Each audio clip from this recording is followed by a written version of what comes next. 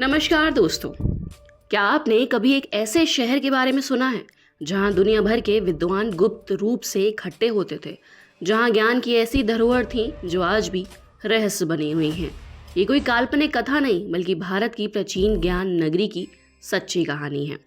भारत अपनी सांस्कृतिक और आध्यात्मिक विरासत के लिए जाना जाता है, लेकिन क्या आप जानते हैं कि हमारे देश में कभी एक ऐसा शहर था जहां दुनिया भर के दार्शनिक, वैज्ञानिक और विद्वान गुप्त रूप से ज्ञान प्राप्त करने आते थे। इस रहस्यमयी नगरी को ज्ञान नगरी कहा जाता था। कहा जाता है कि यह शहर नालंदा और तक्षशिला से भी आगे था, जहां दुर्लभ ग्रंथ, प्राचीन विज्ञान और रहस्यमयी विद्याओं का संगम हुआ करता था। ऐतिहासिक दस्तावेज बताते हैं कि ये नगरी कभी गुप्त साम्राज्य और मौर्य काल के समय फली फूली थी। कई विद्वानों का मानना है कि यहाँ गुप्त ज्ञान, खगोल विज्ञान और तंत्र विद्या के गुण रहस्य सिखाए जाते थे। इतिहासकारों को आज भी कुछ पुराने अभिलेखों में इस शहर का उल्लेख मिला है, लेकिन इसकी सही स्थिति को लेकर मतभेद है। कुछ इसे बिहार के किसी भाग में मानते हैं तो कुछ इसे मध्य प्रदेश या कर्नाटक के एक गुप्त स्थल से जोड़ते हैं। पर सवाल उठता है, आखिर ये शहर गायब कैसे हो गया? कुछ ग्रंथों के अनुसार ये नगरी बाहरी आक्रमणों के कारण नष्ट हो गई थी, तो कुछ मानते हैं कि यहाँ के विद्वानों ने अपने ज्ञान को गुप्त रखने के लिए इसे खुद ही एक रहस्य बना दिया।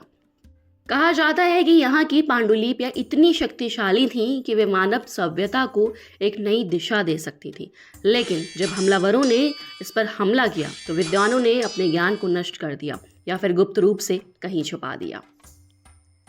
आज भी कुछ शोधकर्ता और इतिहासकार मानते हैं कि ज्ञान नगरी का अस्तित्व पूरी तरह समाप्त नहीं हुआ है।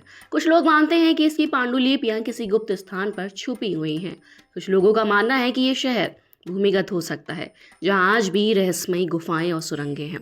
लेकिन असली सवाल ये है, क्या हमें फिर कभी इस खोई हुई ज्ञान नगरी के दर्शन होंगे? भारत एक रहस्यमयी भूमि है जहां इतिहास के कई ऐसे पन्ने हैं जो अब तक अनसुलझे हैं। ज्ञान नगरी भी ऐसा ही एक रहस्य है जो हमें यह बताता है कि प्राचीन भारत सिर्फ आस्था और अध्यात्म का ही नहीं बल्कि महान वैज्ञानिक और दार्शनिक परंपराओं का भी केंद्र था। क्या आप मानते हैं कि कभी इस गुप्त शहर की सच्चाई सामने आएगी? हमें अपने विचार कमेंट सेक्शन में ज़रूर बताइएगा।